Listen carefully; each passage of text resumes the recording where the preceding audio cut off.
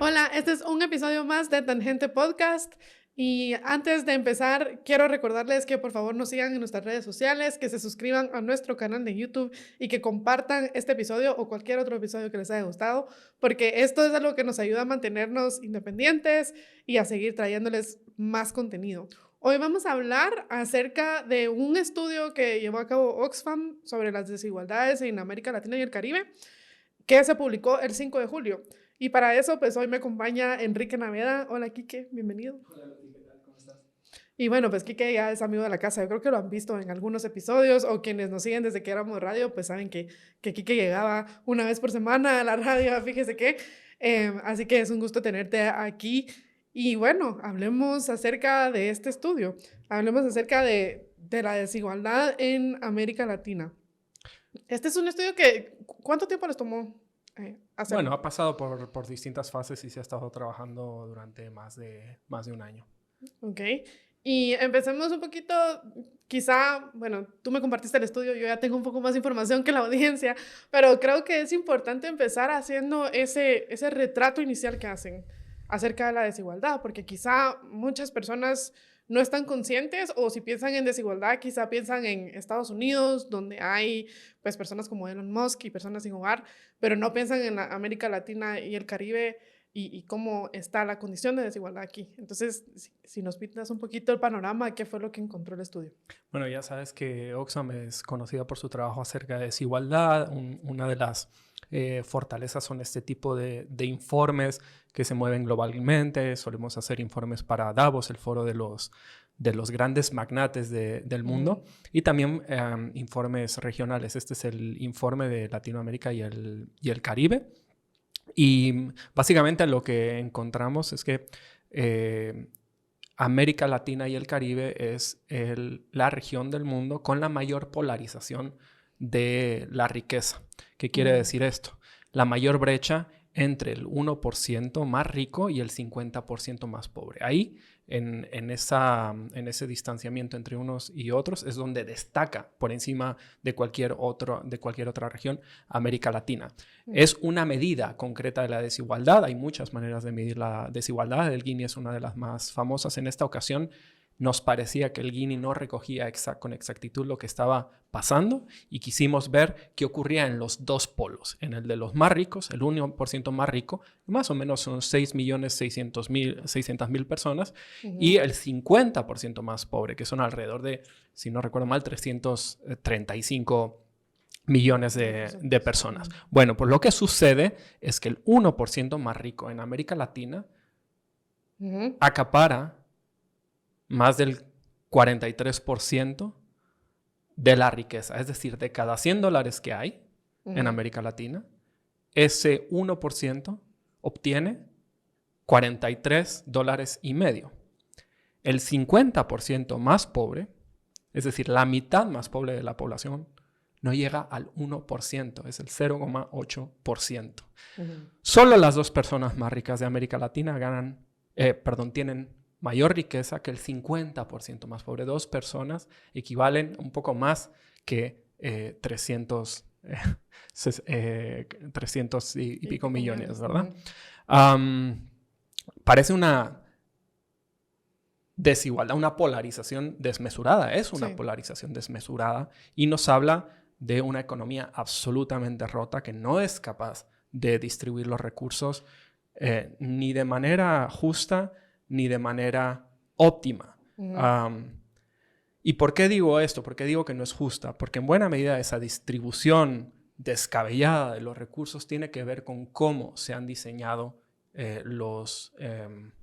las políticas económicas, las políticas sociales y las políticas fiscales, y dentro de las políticas fiscales, las políticas tributarias de la región, que siempre, casi siempre, han estado a favor de esas grandes élites, basadas en ciertas teorías y en ciertos discursos de los que luego podremos hablar, como la idea de la teoría del derrame, ¿no? Facilítales todo a los grandes, a los ricos, que después eso se derramará maravillosa y misteriosamente sobre el resto de la población.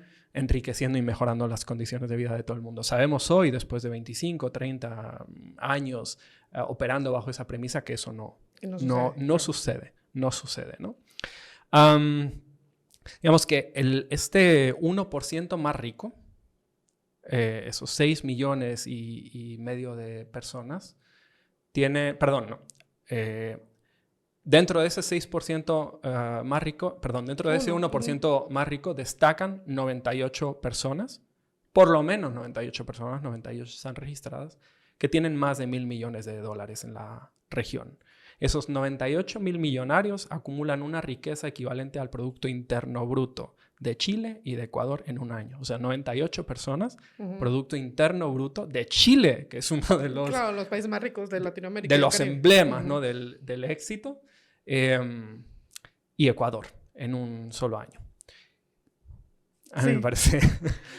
Y otra de los, ahora que estás diciendo pues estas cifras que son impresionantes, una de las que me llamó la atención era de cuánto tiempo tiene que trabajar una de las personas de ese 50% más pobre para alcanzar lo que hace en un día una de las personas del 1% más rico.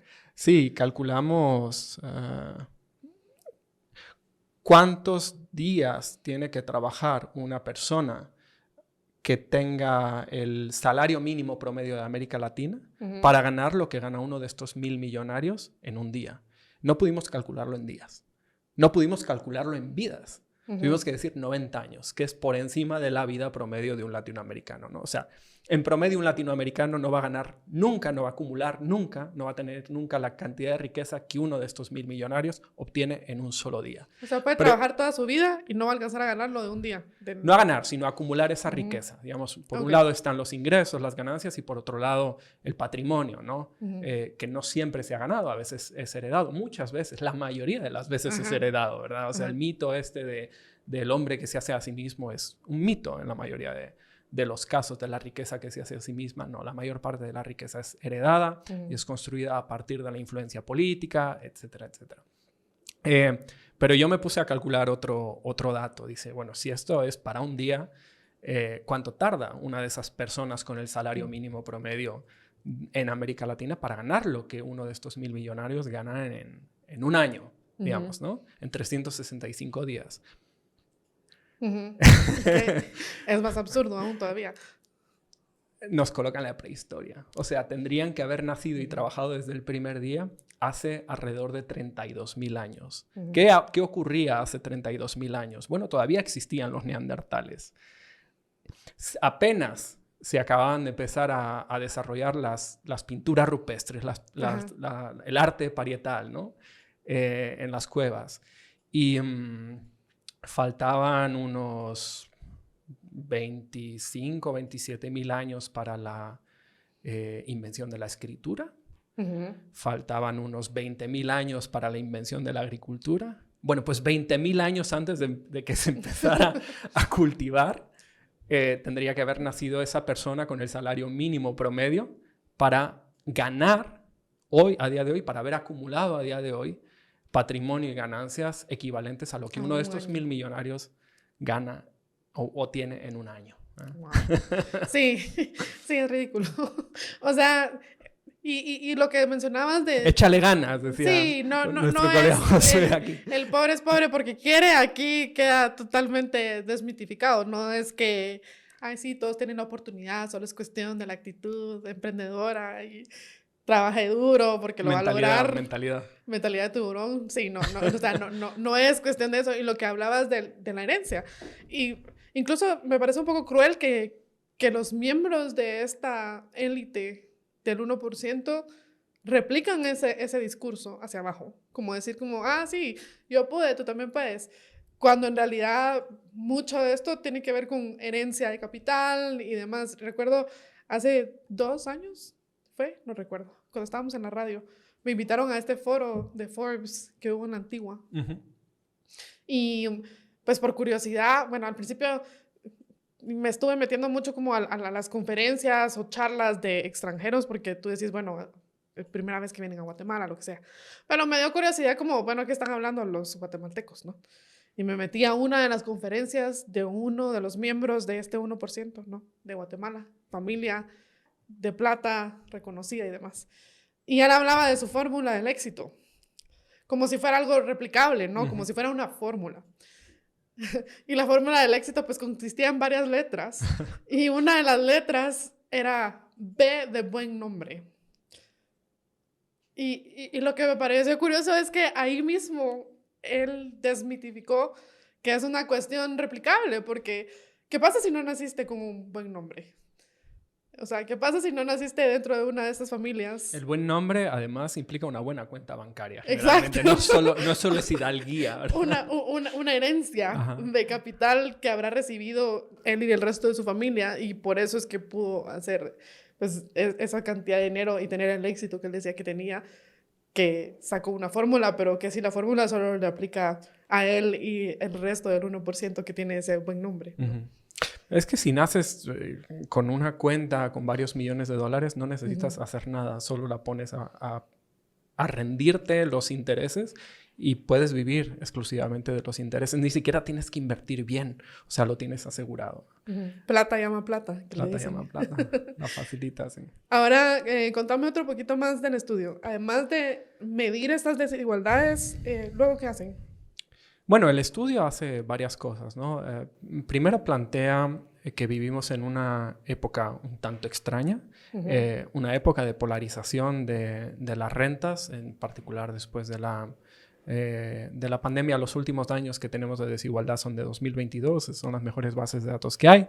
Es posible que haya cambiado un pelín después, pero esos son los datos que hay, y los datos de riqueza sí son más recientes de Forbes. Entonces se plantea que vivimos en un escenario un tanto peculiar, un tanto único de polarización extrema, además en medio de una serie de crisis o policrisis, como le llamamos, que muchas de ellas afectan globalmente, no son crisis nacionales, y desde luego afectan regionalmente a América Latina.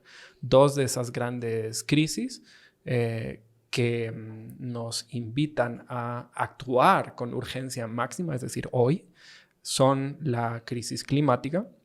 Hay gente que todavía sigue pensando que la crisis climática es algo que tenemos que ver si va a pasar y que si pasa, va a pasar en el futuro. O sea, están viendo las inundaciones, los deslaves, Acabamos la de temporada tener, de huracanes. Ajá, el huracán más tempranero que se conoce, si no he entendido mal. Y siguen pensando que la crisis climática es algo del futuro. Bueno, ya hay desplazamientos forzados, masivos de personas, no lejos, en Guatemala, por razones climáticas, por pérdida de cosecha, pérdida de sustento, pérdidas de medios de vida, vinculadas directamente con el extremamiento de los eventos climáticos, ¿no? Lluvias mucho más torrenciales y concentradas, momentos de sequía horrorosos, también muy, muy concentrados, ¿no? Lo estamos viviendo ya, no es una cuestión, no es una hipótesis, no es algo que puede suceder en el futuro. Entonces, esa es una, y no afecta, obviamente, solo a Guatemala, afecta a toda la región. Hay cálculos muy ominosos de lo que puede significar eso en las próximas décadas, en los próximos años.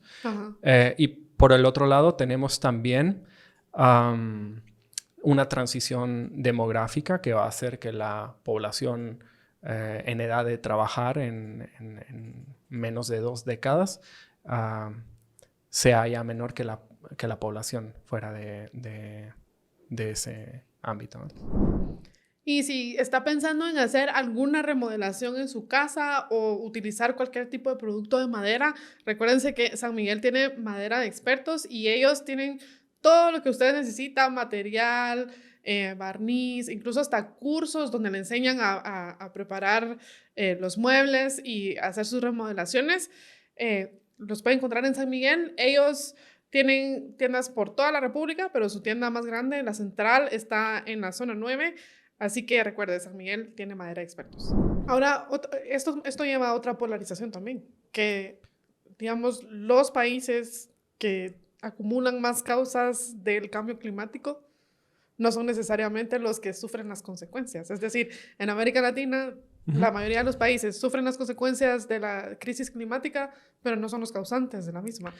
Esta semana yo leía que Esther Duflo, la Premio Nobel de Economía, planteaba poner un impuesto ya sea a los países o las personas súper ricas que son las responsables de la emanación de gases de invernadero y otras causas de la crisis climática para solventar los efectos de la crisis climática que están fuera, como una forma de, digamos, en economía que le llaman de solventar las externalidades, ¿no? Sí. Que al final, pues, ellos están generando externalidades que no sufren y que no padecen y que van a dar a poblaciones mucho más pobres o donde hay, digamos, condiciones más vulnerables y son quienes están sufriendo las consecuencias de esta crisis climática. Sí, esa es una conversación, una discusión muy vívida ahora mismo. No solo Duflo la está planteando, Oxfam es algo que está valorando también y decenas de organizaciones, y no solo organizaciones, países. Eso lo están planteando, impuestos climáticos, impuestos... Lo que tú estás diciendo es perfectamente cierto. Hay dos asimetrías básicas, y esto lo contamos en el informe, en torno a esta situación. En primer lugar, los países que más sufren los efectos del cambio climático no son los que contribuyen más al cambio climático. Y en segundo lugar, las personas que más sufren los efectos del cambio climático no son las que más contribuyen a ella. A ver, calculamos que la crisis climática ocasionará en América Latina una disminución del Producto Interno Bruto, que es como el indicador totémico de los economistas tradicionales. Bueno, una disminución del Producto Interno Bruto per cápita de entre el 5 y el 10% antes de 2030 o para 2030. Eso es brutal, incluso para sus unidades de medida, que no necesariamente son las nuestras. No sacralizamos el Producto Interno. ¿Global, así en América Latina y el Caribe o en no, digamos que específicas? No. Este es el promedio, el cálculo, el intervalo que se calcula para el Producto Interno Bruto per cápita de América Latina. Una pérdida de entre un 5 y un 10%. Por supuesto, varía de país a país. Hay unos a los que se afectará más y otros no. Y podría provocar el incremento de casi 18 millones de personas en situación de pobreza y casi 10 en pobreza extrema. La asimetría, como te decía, también se expresa dentro de las sociedades. El 10% de la población con ingresos más altos es responsable de la emisión per cápita del 33% de los gases de efecto invernadero, ¿no?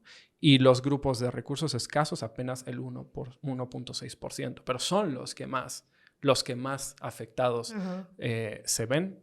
Claramente son los grupos más vulnerables cuando hay tormentas torrenciales, cuando hay huracanes, cuando hay movimientos...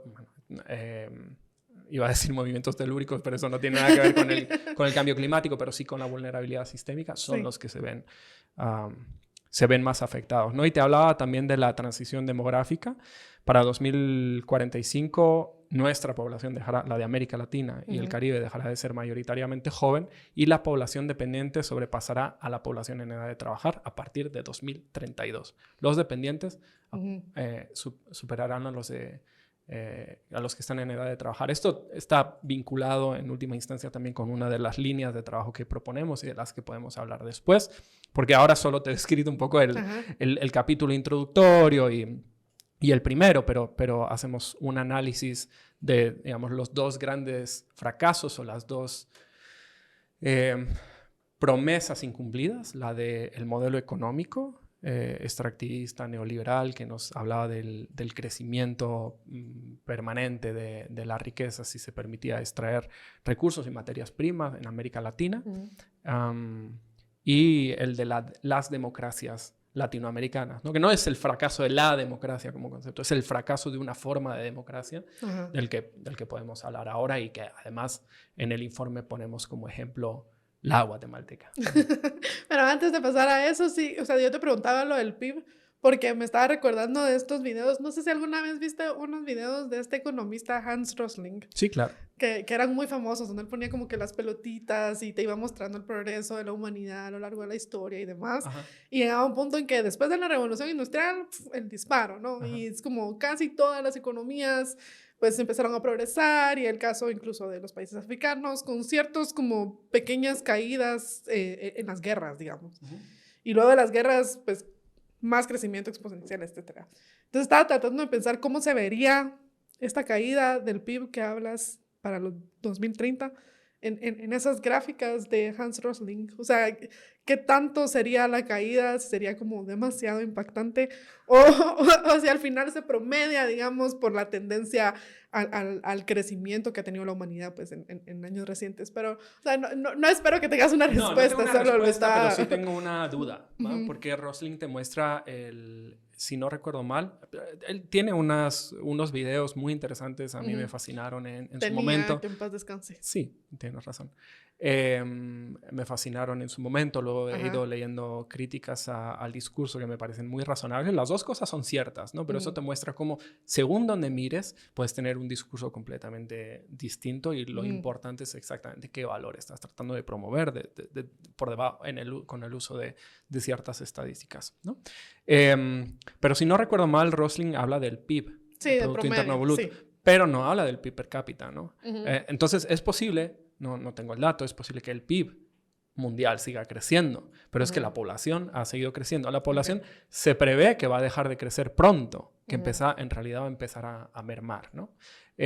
Pero eso es clave ver cuál es el indicador que estamos utilizando, porque puede ser que la gente se esté empobreciendo, pero que las economías sean cada vez más grandes, ¿no? Lo que pasa es que hay que distribuir entre más gente. Entonces, al final, la capacidad de producir vidas de calidad, vidas con oportunidades, es menor, aunque el PIB sea mayor.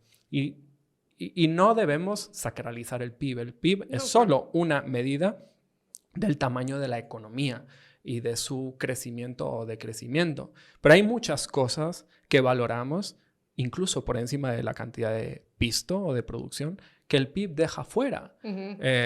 Y que tenemos que empezar a revalorizarlas y a ponerlas en el centro, ¿no? Sí, eso te habla también de las fallas en el diseño de políticas económicas que hablabas al principio también. Yo recuerdo en mi educación marroquiniana, que por cierto esto ha sido todo un ejercicio de tolerancia, leer este estudio, ha sido todo un ejercicio de tolerancia y cuestionamiento a mis principios marroquín, ¿no? Pero digamos que uno evoluciona. Pero no, a lo que iba es que una de las frases, esos como buzz phrases que a uno le repiten, es como, bueno, no importa tanto la desigualdad, lo importante es la condición del más pobre. Pero aquí en el estudio muestra también que la condición del más pobre, o sea, no solo se ha polarizado la desigualdad, sino encima la condición del más pobre ha empeorado también. Y si quieren leer más acerca de esto, aprender más acerca de economía, democracia o cualquier fenómeno social, pues acérquese a Piedra Santa. Ellos tienen pues una gran selección de libros para que usted elija, y además hay que aprovechar que ahorita que están en la Filua, están en la entradita en Forum Majadas. La Filua está del 4 al 14 de julio y ahí pueden encontrar pues además de mucha variedad de libros, descuentos. Entiendo que Piedra Santa tiene un descuento del 30% en sus libros durante la Filua, así que es de aprovechar. Los magnates, los ricos de los países han ido aceptando con dificultad el discurso del combate a la pobreza.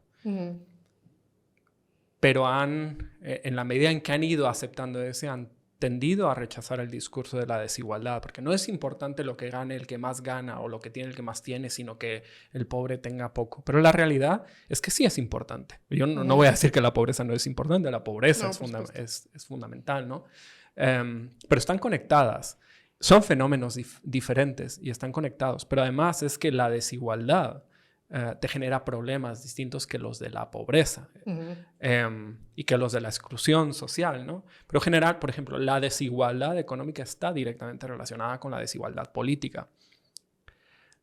No hay mucho que explicar, ¿no? Sí. ¿Quién financia partidos políticos? ¿Quién tiene dinero? ¿Y quién los financia en mayor medida? ¿Quién más dinero tiene? ¿Y a quién responden muchos de esos partidos políticos? ¿A quiénes han financiado los partidos políticos? ¿Y cómo han logrado tener tanta plata ¿Y cómo siguen teniendo tanta plata? Logrando que no les cambien las reglas del juego.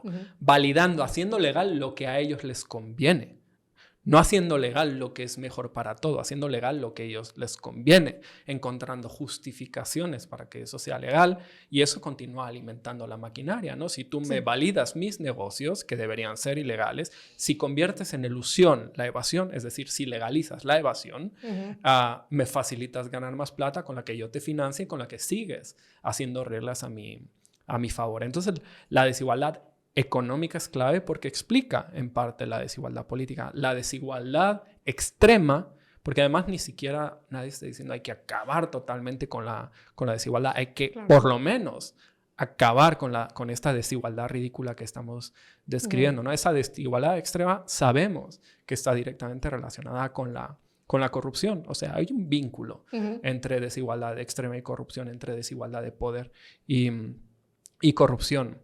Pero tampoco estamos diciendo que la riqueza de toda esta gente sea corrupta. Lo que estamos diciendo es fundamentalmente que esta situación ha producido una economía rota que beneficia no a la sociedad en su conjunto, no ha sido diseñada para integrar, para incluir y para mejorar vidas, la mayoría de las vidas, sino para alimentar a una muy pequeña élite, muy poderosa, que puede controlar demasiadas cosas después, ¿no? Sí, y ahí es donde, o sea, ni siquiera el defensor más grande de la teoría del derrame puede tener argumento alguno, porque supuestamente, según la teoría del derrame, pues tiene que haber condiciones iguales para todos, ¿no? O por lo menos eso decían los libros de texto que yo leía, que en una sociedad libre, sin privilegios, ¿no? Sin privilegios, subrayado y en negrita, ¿no? El rico solo se enriquece enriqueciendo a los demás, ¿no? Pero el problema aquí es que no existe esta sociedad libre sin privilegios. Es una sociedad llena de privilegios para una pequeña élite, ese 1% que tiene un mercado diseñado a su favor, ¿no? Y por eso es que acumulan todo. Y pronto vamos a publicar en Oxfam también un informe sobre Guatemala, sobre la productividad, los salarios y la competencia, que entra de lleno en eso, ¿no? Si uno quiere ver lo desmedido de los desajustes, puede ver las cuentas nacionales, cuánto va a parar a las rentas del capital, o sea, cuántos son los beneficios económicos de tener capital comparado con cuánto va a parar a los asalariados. Y son unas estadísticas que si uno las compara casi con cualquier país medianamente sano del mundo, están al revés, ¿no? O sea, hay tantos ingresos por capital, es decir, por tener algo, no por hacer nada, para mucha menos gente, como salarios para para una buena parte de los guatemaltecos, ¿no? Pero lo que dices es importante, lo tomamos en un capítulo, como las dos promesas incumplidas. La primera es la de ese modelo económico, un modelo económico neoliberal, orientado al extractivismo, sobre todo de materias primas, poco productivo, poco generador de innovación, de progreso técnico, ¿no? Muy mal pagado, muy excluyente, ¿no?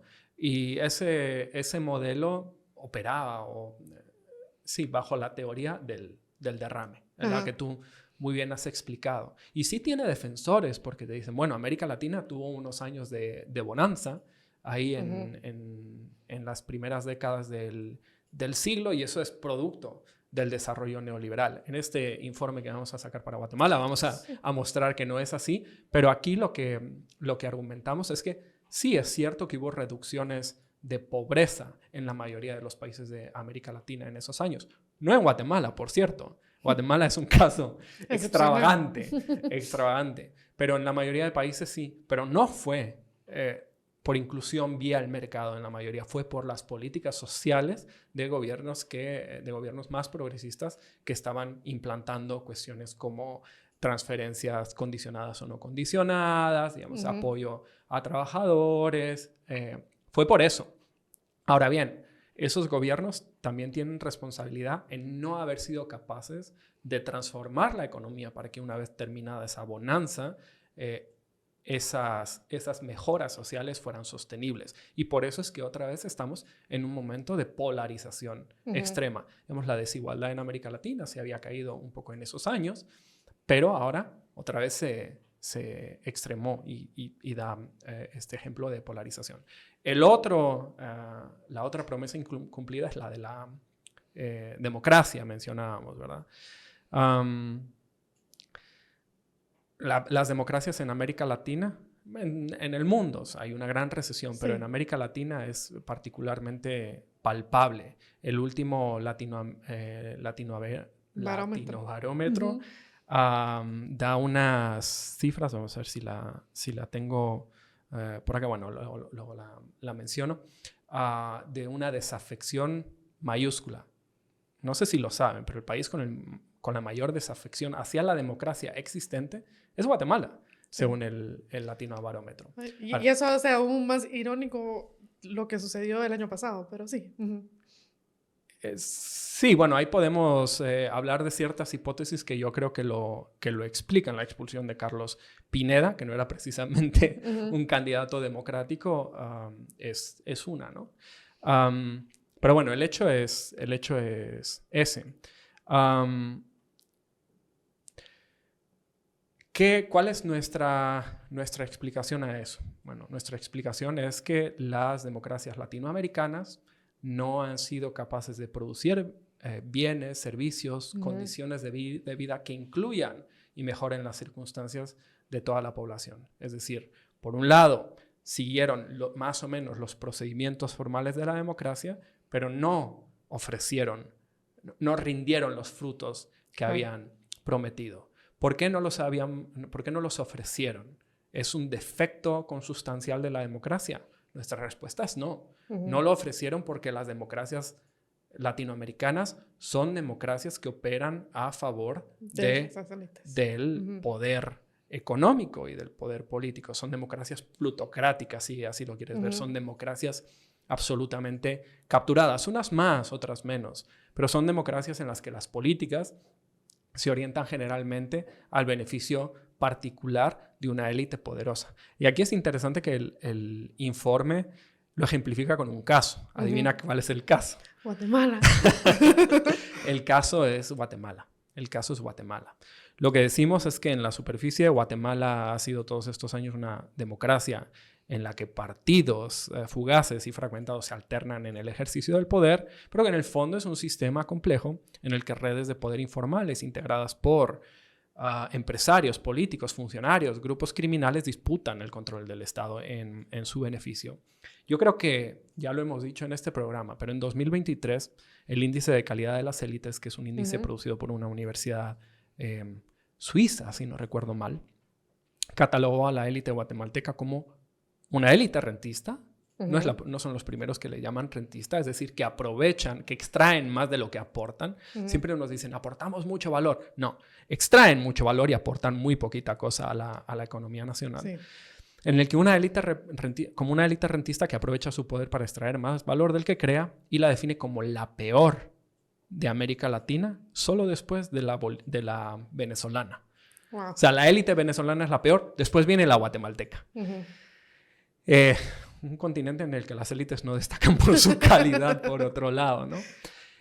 A nosotros nos parece que eso refleja muy bien las reglas del juego de la sociedad guatemalteca, una constitución que sienta bases de un diseño tributario a la medida de los intereses de las élites.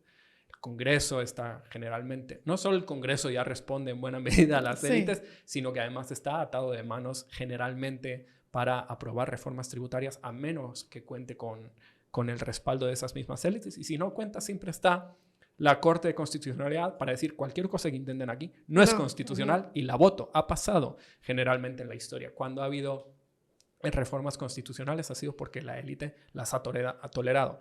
Ya sea porque tenían gobiernos de ellos, como sucedió con el IETAP, un impuesto extraordinario que se aprobó durante el gobierno de Berché, o con otros en que ha dicho, bueno, te concedo esto a cambio de tal otra cosa, ¿no? El ISO, en el caso del gobierno de Colom, etc.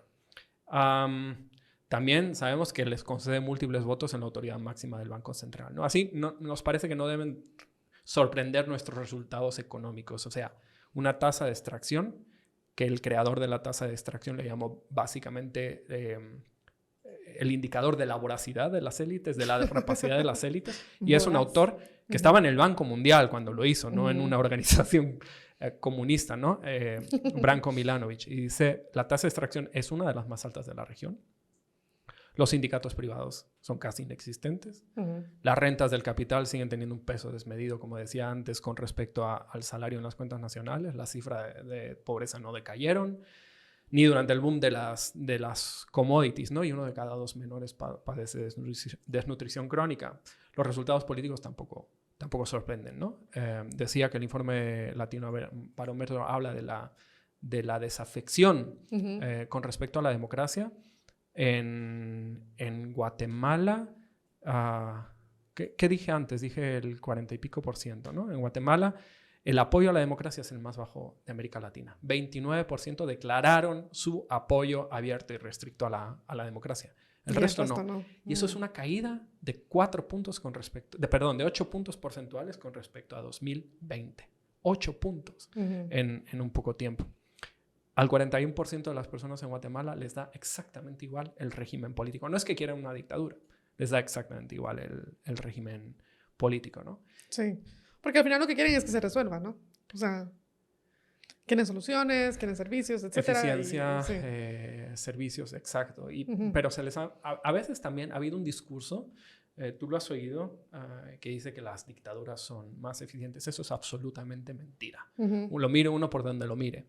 La democracia, ni siquiera las buenas democracias garantizan resultados óptimos, pero nos han tratado de inculcar que las dictaduras, que las dirige un hombre fuerte, que sabe lo que hay que hacer, funcionan. Y no es verdad. La mayor parte de los países que tienen rentas altas, que tienen índices de desarrollo humano alto, no son dictaduras.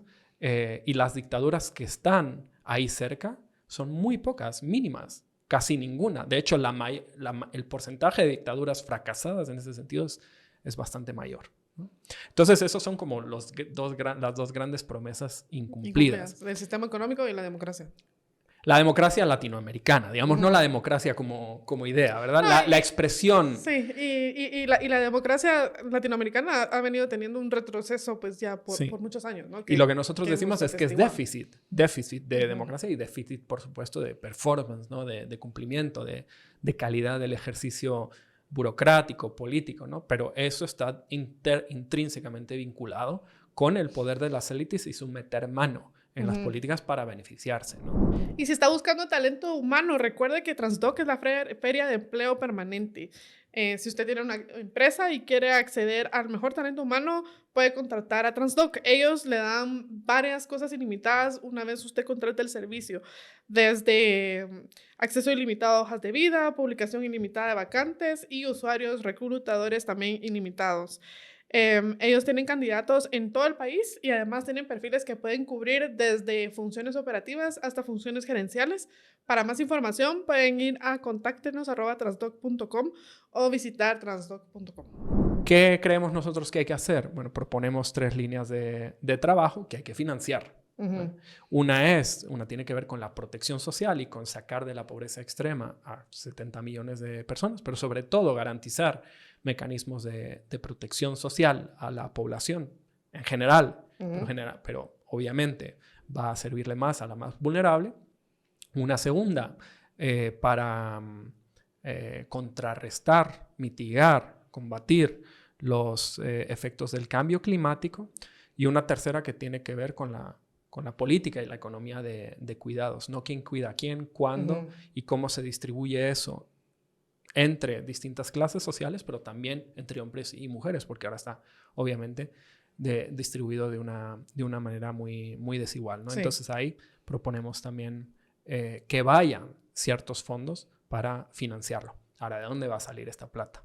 En Oxfam no creemos que la política fiscal o la tributaria sea la única manera de resolver problemas. Creemos que estos multimillonarios también tienen que mejorar los salarios de la población. Claro. Y en Guatemala ya tenemos algunos datos que dan cuenta de que se puede, porque siempre dicen, no, estamos al límite, ya no damos para más. No es cierto. Y lo vamos a mostrar en las próximas semanas. Pero el salario vía empleo es una manera. Acá, en concreto, estamos hablando fundamentalmente de política tributaria, de mejorar la recaudación. Proponemos 5 medidas. Porque creemos que las políticas tributarias y las políticas fiscales son parte de ese diseño político tremendamente injusto. No lo hemos dicho todavía. No, No lo hemos dicho, pero hay un gráfico ahí, recuerdo, en el estudio, donde muestra cómo tributan los ricos y cómo tributan los pobres. Y pues no solo es porcentualmente,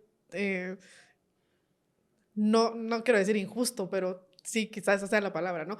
O sea, no solo es bastante distinto. Es injusto. Es injusto, claro que es la palabra.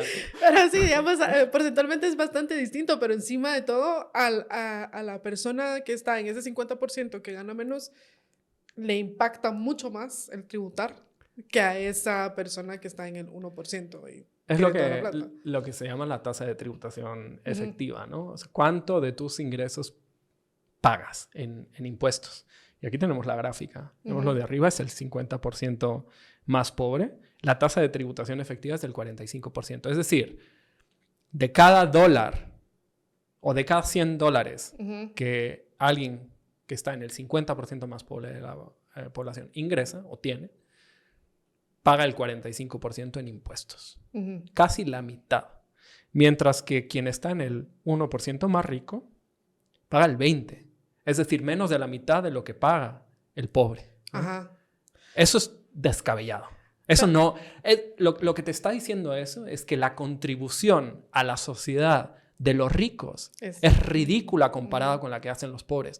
Cuando el discurso es el contrario, ¿no? Exacto. Nosotros hacemos todo esto y eso. O sea, proporcionalmente... Son el motor, ¿cómo era? Somos el motor de la economía. Proporcionalmente, la contribución que están haciendo con respecto a su riqueza es mínima. Mínima. Ahora, otra de las cosas que se escucha mucho es que en Guatemala hay economía informal y que entonces los pobres no pagan impuestos. No es verdad.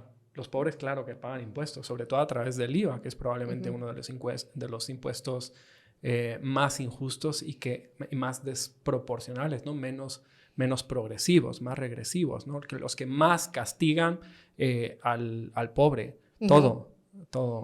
Okay. Sí, quería aclarar eso porque eso es una de las cosas que se escucha muchísimo. Sí. Es más, hay un programa matutino donde uno de los... Digamos, este cálculo tiene en cuenta eso. También la informalidad. O sea, y aún así los pobres pagan el 45% de su riqueza. Y los ricos el 20% de su riqueza. Y lo que reciben a cambio, al menos aquí en Guatemala, es poco o nada, ¿no? Porque ves los servicios públicos como están abandonados, ¿no? Y...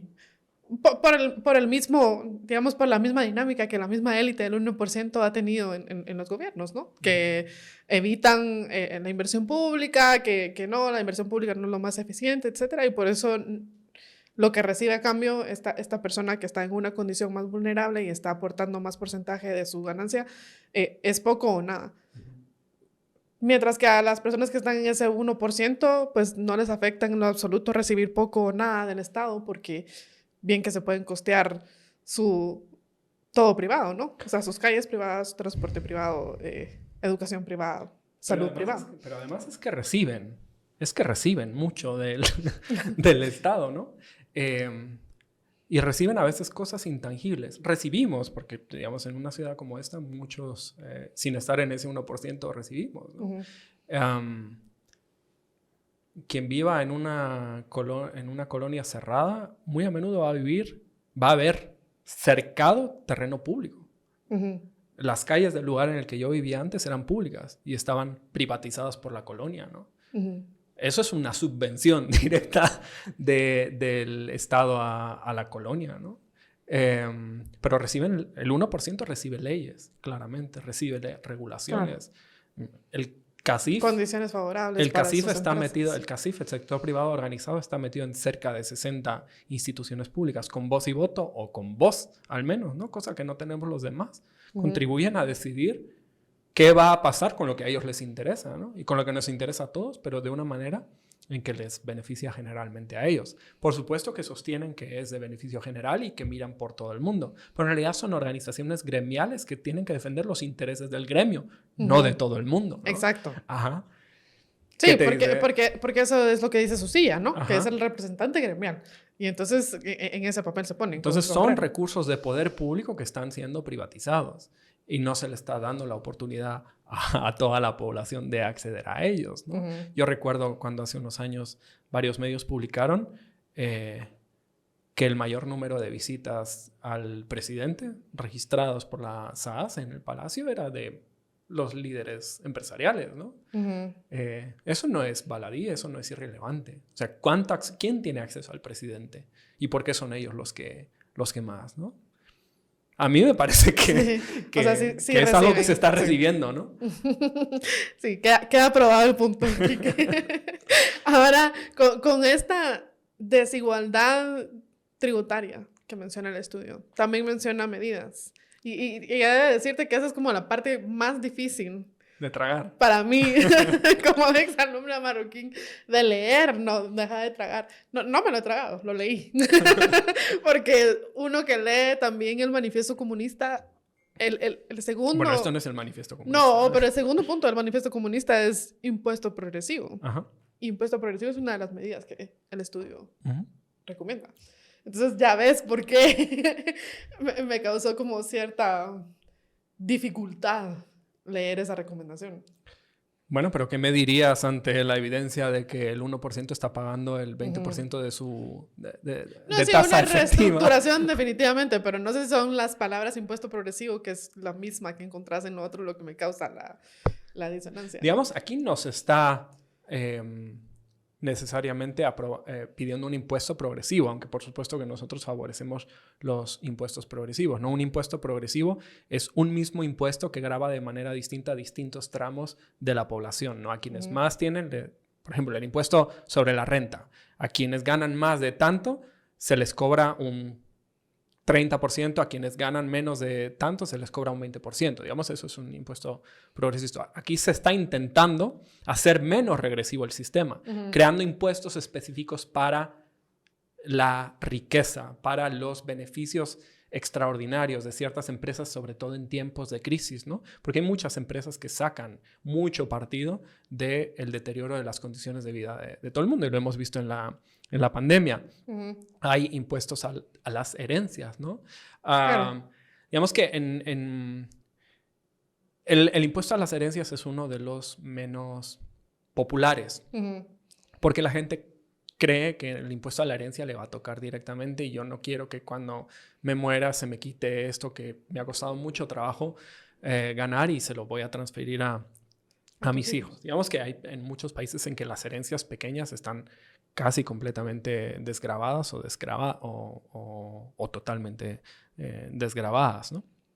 Pero el impuesto a las herencias a quien en realidad afecta es a la gente rica que tiene muchas cosas que legar, ¿no? Que dejar en herencia. Es uno de los impuestos más, digamos, ecualizadores que existen, y es un impuesto a un beneficio obtenido por ser hijo de alguien, no por haber hecho nada en tu vida, ¿no? Generalmente afecta a las grandes riquezas, y por eso es que muchos países tienden a eliminarlos, porque esas grandes riquezas pertenecen a gente muy, muy poderosa que tiene mucha influencia, ¿no? Claro. Entonces el impuesto de herencias es uno que es bastante efectivo en términos de generar igualdad a partir de una riqueza que no ha sido ganada, que no refleja ningún mérito ni ningún esfuerzo personal, ¿no? Entonces sí, todas las 5 medidas que se proponen en el informe son medidas para elevar la recaudación tributaria, para incrementar los impuestos. Pero ojo, Oxfam no está diciendo vamos a incrementarle los impuestos a la población. No, ni a los pobres, ni a la clase media, ni a la clase trabajadora, ni nada por el estilo. Está diciendo impuestos a la riqueza desmedida, ¿no? Y en ese sentido son 5 propuestas que hay. Una es o las dos primeras, que enlazamos como una, grabar las grandes fortunas con entre un 2 y un 5%. Y siempre tengan en mente que la tasa efectiva, o sea, la proporción de impuesto que paga el 1% es del 20% de su riqueza, y la que paga el 50% más pobre es del 45%. So, tengan eso en mente. Entonces, grabar las grandes fortunas entre un 2 y un 5%. Eso podría producir al año casi 65 mil millones de dólares en América Latina. Grabar la riqueza extraterritorial como esos con un 5%, y demás.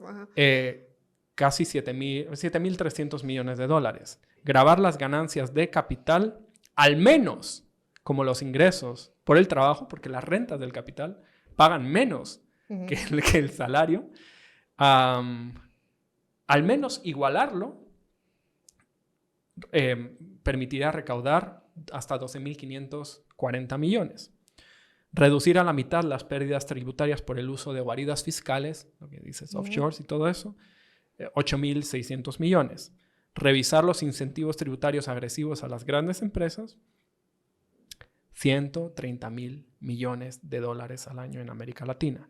Y grabar el 90% de las ganancias extraordinarias de las empresas en tiempos de crisis, 41.800 millones, casi 42.000. Las ganancias extraordinarias se refiere a ganancias fuera de la tendencia, y damos ahí un porcentaje como un umbral, ganancias fuera de la tendencia que no se hubieran tenido de no haber entrado la sociedad en crisis, básicamente, ¿no? Decimos, bueno, esto tiene que servir no estamos empobreciendo a la empresa, esto tiene que servir de alguna manera para ser un colchón protector para la sociedad que ha producido toda esa riqueza, ¿no? En total, aproximadamente 265 mil millones de dólares al año, que equivale a un 4% del PIB de la región, ¿no? de América Latina y del Caribe.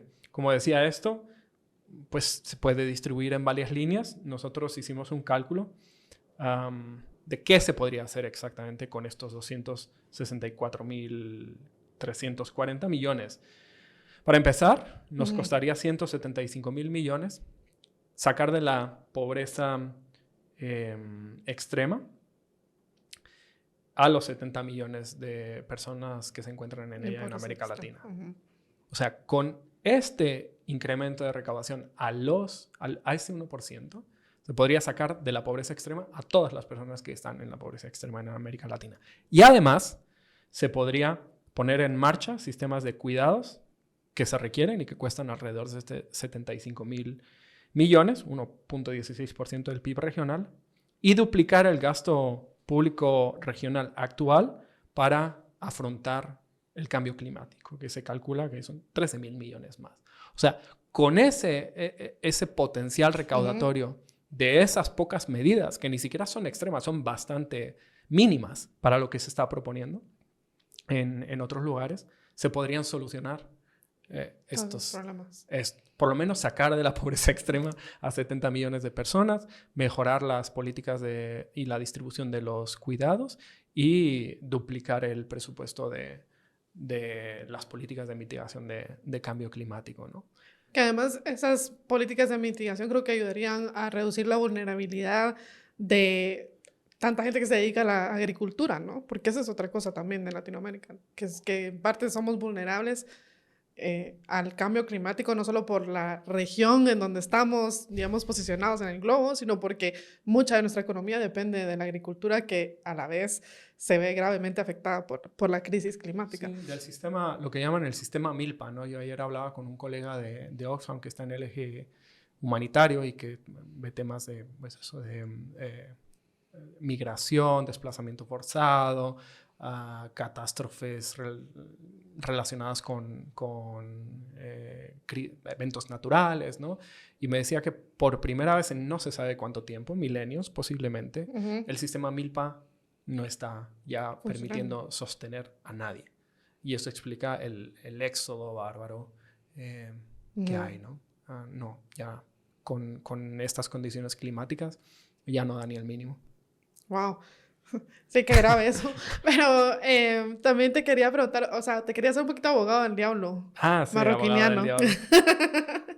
No, lo que se escucha normalmente en contra de este tipo de medidas tributarias y demás. El primero es que esto va a desincentivar la creación de riqueza, porque si Ajá. lo grabas, estás desincentivando que otras personas creen riqueza y entonces pues la gente ya no va a aspirar a, a buscar, no sé, emprendimientos y hacer riqueza y demás, porque entonces como castigo de la riqueza se va a tributar, ¿no? Estoy tratando de usar las palabras como se hablan en ese tipo de discursos. Y luego, ajá, que el impuesto sería como un castigo a la riqueza. Y luego la otra es que si ya no van a crecer más, ¿Cómo? que si ya no van a crecer más las empresas, o sea, si se hiciera este cambio tributario, ¿afectaría el crecimiento de las empresas o igual pueden seguir creciendo a pesar de? Mira, empíricamente es falso. Digamos, puede tener algunos elementos de verdad con ciertas empresas que estén en el límite, ¿no? Pero en la mayoría de los casos de los que se ven afectados, que es que estamos hablando del 1%, no estamos hablando del 50% de la población, estamos hablando de la cúspide. No es cierto eso. No es cierto. Igual pueden crecer.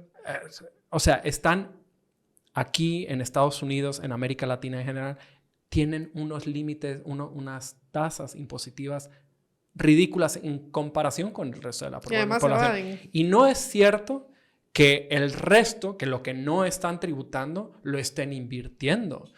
En el informe que sacaremos dentro de algunas semanas, como decía antes, examinamos eso también para Guatemala. Y la inversión efectiva de los grandes empresarios, el equivalente al 1% de acá de este informe en Guatemala, es limitadísima y es en sectores de muy poca productividad, que no mejoran la economía, simplemente extraen valor, se quedan con los frutos fáciles y no mejoran las condiciones para los demás. Nos importan las empresas que lo único que hacen es extraer rentas, extraer beneficios, pero no mejorar las condiciones de vida de nadie más. Yo creo que nos interesan poco y además están sacando cantidades desmedidas de riqueza, ¿no? Pero no es cierto que la teoría del derrame se basaba en eso y tú misma me has dicho, eso no ha sido cierto, ¿no? No ha sido cierto. Entonces, ¿cuál era la segunda pregunta? Lo del castigo a la riqueza, eso ya. ¿Qué es un castigo a la riqueza? No, la verdad es que acá casi que lo estamos intentando igualar. De nuevo, estamos diciendo que pagan muy por debajo de lo que paga un barrendero, de lo que paga un limpiador en América Latina, de lo que paga un secretario o una secretaria, ¿no? O sea, no es un castigo, haz una contribución ni siquiera equivalente a lo que la sociedad te está dando a ti. Haz una contribución por lo menos mínima, no le dejes toda la carga del desarrollo, de la protección social, a la gente que menos riqueza tiene. Haz por lo menos un esfuerzo equivalente, ¿no?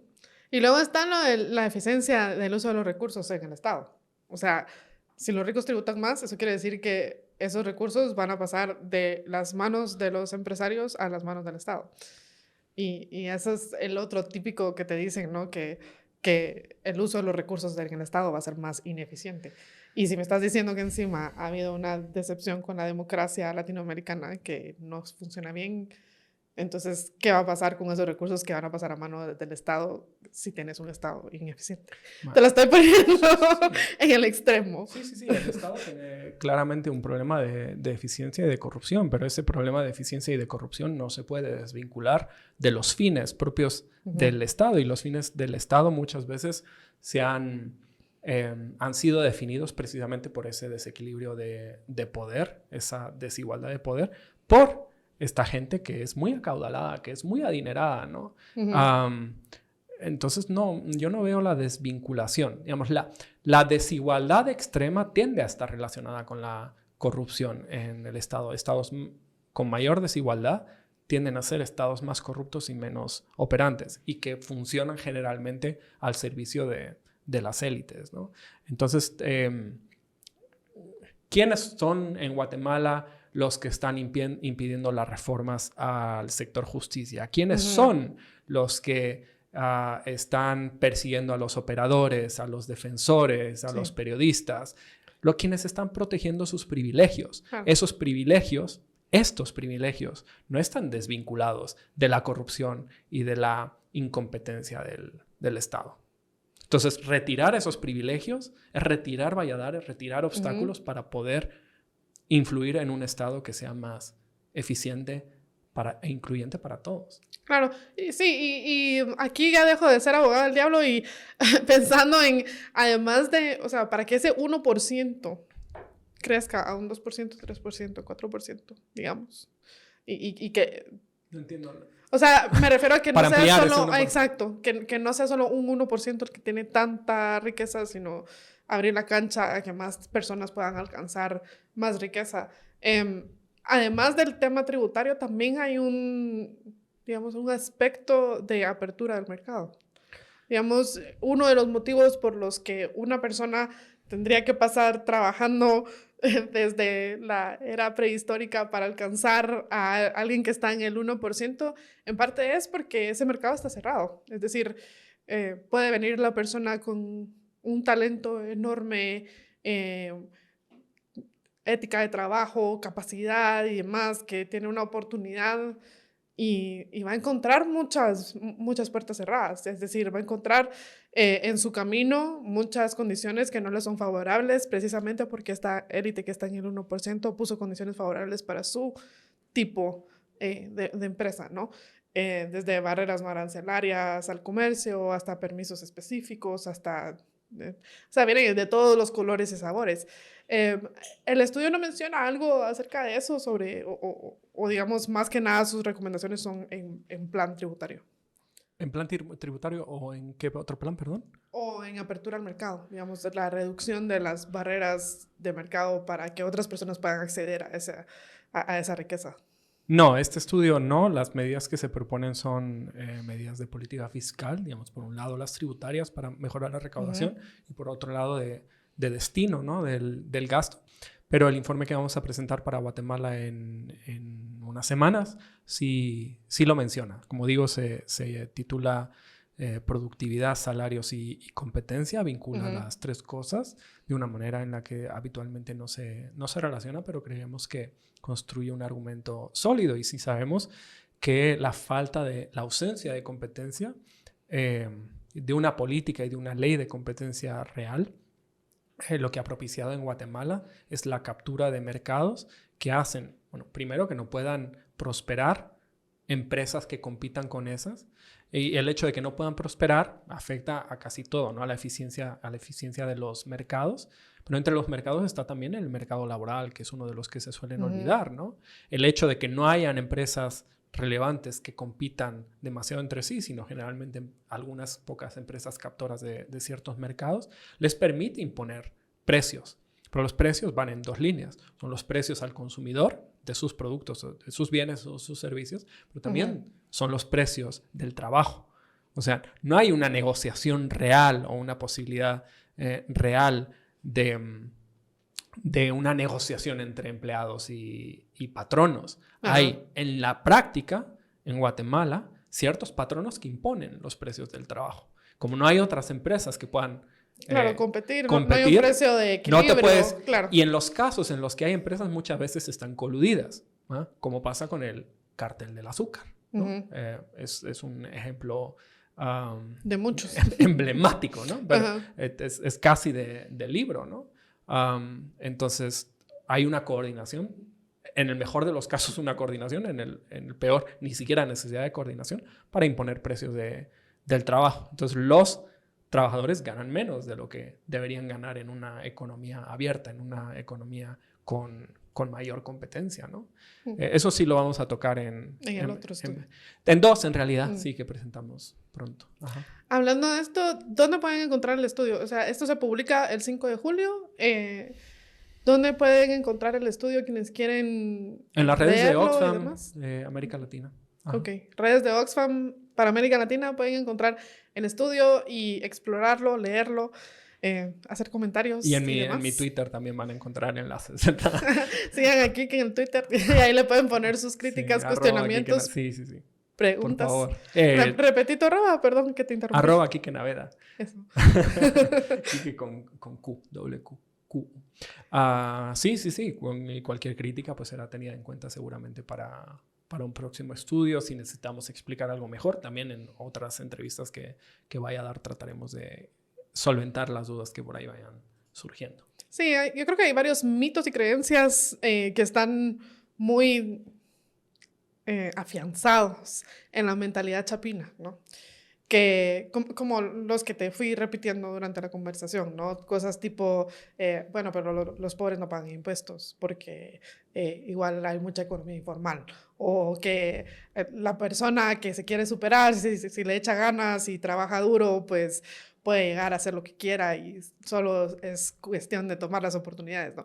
Y aquí el estudio te retrata una realidad que es distinta y que hasta hace ver cruel que ese tipo de discursos sean los que se repitan, ¿no? Porque estás victimizando a una persona que quizá sí quiere de verdad creer que si trabaja duro y aprovecha las oportunidades va a poder alcanzar la riqueza de estas casas que a veces a la vecindad está viendo, ¿no? O sea, aquí la desigualdad está tan polarizada que a veces ves en la misma cuadra una mansión con, no sé, hasta campo hípico de caballos y demás, y justo a la par del muro hay una casita hecha de lámina, ¿no?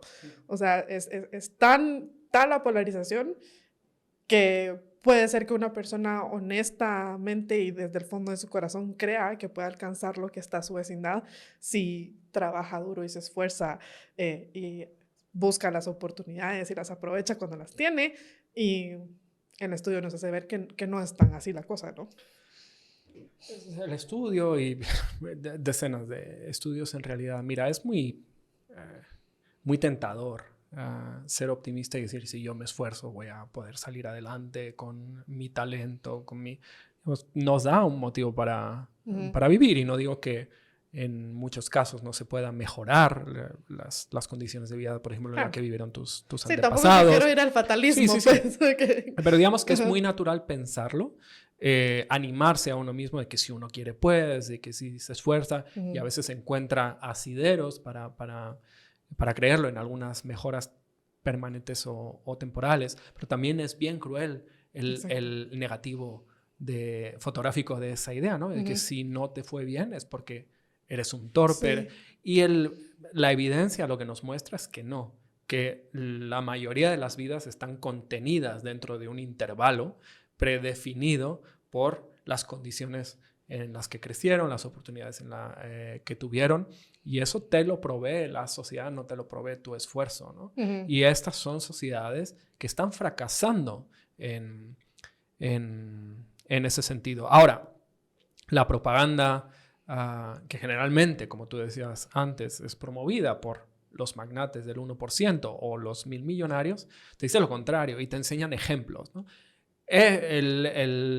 Las empresas tecnológicas, que son un caso clarísimo de movilidad social generalmente, bueno, para empezar, no suelen ser gente que viene de la pobreza. Mucha gente es gente que tuvo la oportunidad de ir a universidades que cuestan $100,000 al año, solo o 70,000 solo de gastos de matriculación, ¿no? Pero es verdad que no eran 1000 millonarios antes de lograrlo, ¿no? Pero bueno, se aferran a casos para decir, ese pudo, si tú no puedes. Pero la realidad es que esos casos no son la norma, no son la tendencia, esos son anomalías. Exacto. Entonces, aferrarnos a historias de anomalías para decir, esto es como sucede, no. Como sucede es la tendencia, como sucede es la normalidad, ¿no? La mayoría de los casos, ¿qué pasa en la mayoría de los casos? Que si no hay oportunidades ecuánimes, que si no hay ciertas condiciones, nadie lo logra. Nadie lo logra. Pues bueno, pues gracias, Quique, por venir a platicarnos acerca de este estudio y por abrirnos como que los ojos a otras realidades que quizá no se conversan habitualmente aquí.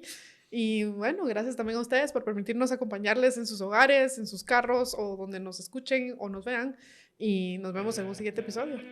Muchas gracias. Gracias.